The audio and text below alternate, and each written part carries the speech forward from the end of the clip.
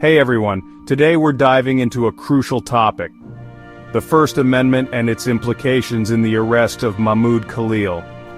So let's break down the First Amendment.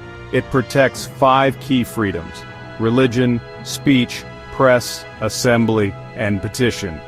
These rights are the bedrock of our democracy.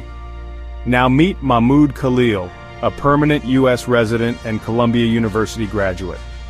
Mahmoud is passionate about Palestinian rights and organized peaceful protests on campus. But here's where it gets troubling. Despite his peaceful activism, Mahmoud was arrested.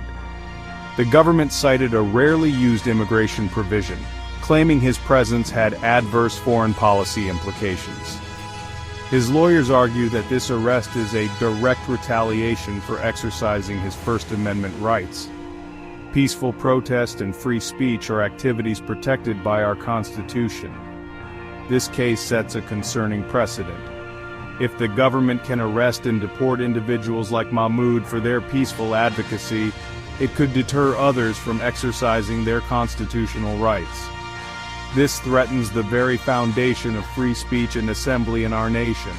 Rights groups and students across the U.S. have rallied in support of Mahmoud, condemning the arrest as a violation of First Amendment rights.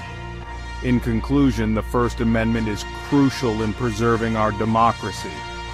Cases like Mahmoud's remind us of the ongoing struggle to protect these rights for everyone, ensuring that freedom of speech and assembly remain intact.